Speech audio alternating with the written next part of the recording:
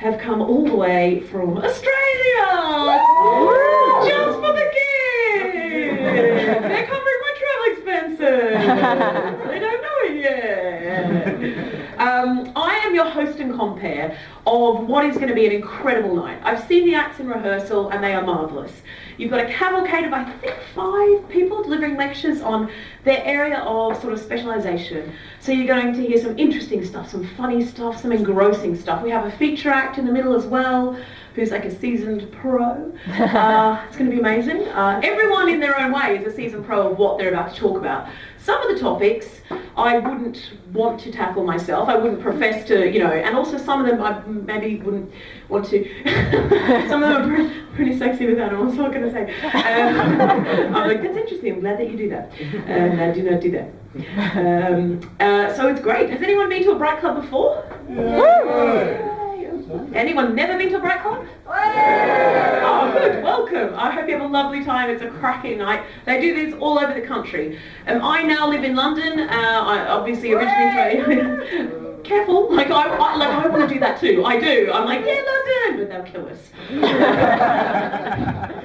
I think this whole thing about the North-South divide, like that rivalry, is a myth, really. We're all great people, besides we know we're better. But it's not it's fine. To be fair, I'm from the ultimate South. I'm from Australia. You cannot get much more South than that. Except for those fucking Antarctic comedians. Those penguins. Stealing my thunder. Yeah, so that's where I live now, in an area called Dalston. No reaction, okay. If you've heard anything about Dalston, shout it out now, I can take it. There's one in Cumbria. Is there? I bet it's named after that. It is. And you know what? That's the perfect little dissertation for Bright Club in future. Someone should do a 10-minute, lecture on the Dalstons. They're very different. No, actually, I bet they're not. I bet if you went to the Dalston in Cumbria and looked at the bearded farmers, you'd be like, could be a barista, don't know. You know what I mean? I play this game in Dalston in London called Hipster or Hobo. Sometimes you don't know. There'll be a man walking around in broad daylight in Dalston in London, right? Wearing head-to-toe pajamas, broad daylight, massive Russian fur hat, Ray-Ban sunglasses, holding a latte, and you're like, this one's hard. I know, go either way. And the guy just picks up a pigeon and bites the head off. Okay. But you don't know, because it could be an art installation. It's so hard. When I first moved to Dalston, my friend lived in sort of inner North London and Camden, which is when they talk about the gentrification of different areas in the UK, right? This is it hasn't been cool since the 90s. Sorry if you feel Camden has had its day, right? When Blur and Pulp moved out, forget it. But yeah, so she lives in very middle class Camden, and she said to me, oh my God, Sarah, Dalston, are you sure? I'd made a mistake. And at that point I'd signed the lease. There was no going back. And I said, yeah, and I found myself getting really defensive, and I went, no, Dalston, it's really lovely, it's full of little galleries and nice parks and cafes now. And then she was like, no, I'm sure Dalston's lovely, but isn't it just a bit knifey? That's what people say about where I live. And I found myself genuinely saying to my friend, no, if anything, with the onset of gentrification, it's very cheese knifey now. That's not where I'm from. I'm from small town Australia, in this tiny village I lived in, we had one pub, cool, so dynamic. And people are just different there, how people say, and especially you get this in the north, oh, they're so friendly, they're so chatty, it's more real. I find that in Australia too, we're chatty and real, but to the point of fault. I went back to the Melbourne Comedy Festival last year, had all my suitcases, got off the flight, got on my first tram to head into the city, and no sooner had I sat down than a lady came over and went, oh my God, I love your cardigan. Where did you get that? I'm aware that you're not wearing a cardigan. Cardigan, who's my cardigan sucker? Jesus Christ, the North. Why won't you wear clothes? I'm at Bright Club. I would have expected a cardigan. Okay, fine. Nice cardigan. No. Best heckle. He just said nice cardi to me because I guess I'm the only one wearing a cardigan. Okay, alright, let's pretend. So a lady straight off the bat in Melbourne went, oh my god, I love your cardigan. Where'd you get your cardigan? Oh my god, Topshop, we don't have that in Australia. That's amazing. What size shoe is it? Can I try those on? Look really great. Can I borrow your phone charger? Can I have a sip of your latte? Too friendly! Too shouty. I know, sometimes you just want, you know, solitude, you know. And also like the dating scene in my town with that one solitary pub is very different. People are very different in small towns, aren't they? Maybe you guys can relate. Maybe, yeah. The most common pickup line in my pub was, in my town, was, "There's one, get hers!" You're taking notes there. Well, that's fine. Yeah. Some places are very male-dominated, it's true. In case you're wondering, the second most common pickup line in my small town was a, "Hey baby, who's your daddy?" But not because it sounded romantic, just in my town you couldn't be too sure. Yeah, he's my daddy too. He's everybody's daddy, that means no. I thought I would put the British like sort of reticence to the test. Like I know we have this stereotype about you in the rest of the world that you're very like reserved, you don't want to get involved and stuff. And that's certainly true with Southerners as well. You see it a bit here too. Like people don't like to talk on public transport, whereas we, chatty Cathy's from Australia, we bloody love it. I asked a lady for the time on the Newcastle train, and she was like, "Get down, she's got a gun!" I just wanted to know. I wanted to know, like, where is the moral benchmark of British people, especially on public transport? When will you engage? When will you get involved? So for the last couple of years, I have been conducting a secret social experiment here in the UK on you guys. Here's what I do. I wait till I'm alone on like a really busy kind of, like sitting alone, sorry I should say, on a busy bus or train, doesn't matter. And I wait till I'm surrounded by people, and then I get out my phone and I hold it down nice and low and I go through the menu until I get to my ringtone settings, and I just set off my ringtone, and then I do this. Hey baby! Yeah, just on the bus now. Yeah, about 5 minutes away. Can't wait. You're gonna get it. And you wait till everyone around you is listening, like within an 8-person radius, and you know that they are. Like normally because they've stopped chatting to their friend, or they've lowered their book, or they've stopped texting, you can see that people are listening. And then I continue. Yeah, oh I can't wait. Yeah, what are you cooking? Sounds sexy. I don't know why I asked that. I just love the idea that everyone on the bus is like, what is he cooking? Or she, you don't know, guys. Anyway, it's sausages. So, I continue. Alrighty.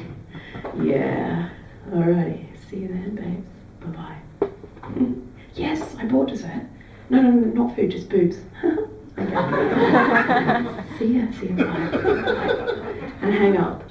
And kind of with like a Mona Lisa gaze, I just look out the window, because it's really important at this point you don't make eye contact with anyone, otherwise they're like, that's a lie.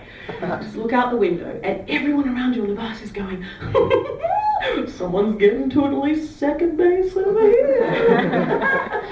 And I say second base because I'm not married, so I don't know what comes up to that. But I hear it's pretty good. Anyone married here in the front row? Married? No, you said no, like totally am, but don't want to admit it to the comedian, okay? No? Anyone? Yeah. Can you tell us what happens after you're married? Like... you get divorced. You get divorced. I don't know if you were answering for her there, but you just went a little bit divorced.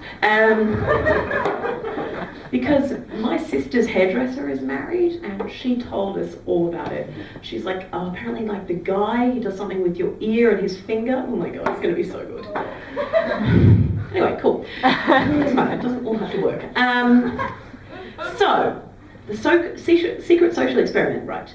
I want to know what your level of sort of moral engagement is. When will like British people go, nah, I know we don't talk to each other on the bus, but I'm going to get involved, except in your accent, which I won't do because I want to be your friends. You'd be like, no, that's a terrible Georgia. Well, pet, how's that? Okay, cool. See, I knew it. Yeah, you two just looked at each other like, ooh. Okay, fine. So after I've made that fake phone call, I give it about 30 seconds, and this is the key bit of the secret social experiment. And I'm telling you guys here tonight by way of personal insurance, and that will become clear as to why in a second. What I do is, I set off my ringtone again. And this time I let it ring like maybe 3 or 4 or 5 times until everyone's looking like, what is she doing? Why is she letting that ring? And then I do this. Oh, God. Yeah, hey honey. No, I'm at work tonight. Now the mood shifts on the bus. Everyone's like, whoa, whoa, whoa, whoa. But no one's ever said anything to me in Britain. And that's what I love, right? I love it, right? I love it. And I don't want you to think I'm taking the piss out of you guys. I like the way you guys do public transport, trains, buses, whatever. I like that. Because I like knowing that finally I live here. I know that I can properly get into a good book on the train without getting interrupted. I like that. I like the heroism of solitude. You know, I like that, of the loner. I enjoy it. I like knowing that if I was on fire, none of you would put me out. It's fine. Ooh, the way you do that. So I continue my secret second phone call. I continue. Oh, I'm sorry, babe. I can't. I'm stuck here at work where I definitely am. Yeah. No, I just some spreadsheets and stuff. Yeah, I know, 3rd time this week. Yeah, sorry. I can't. Yeah.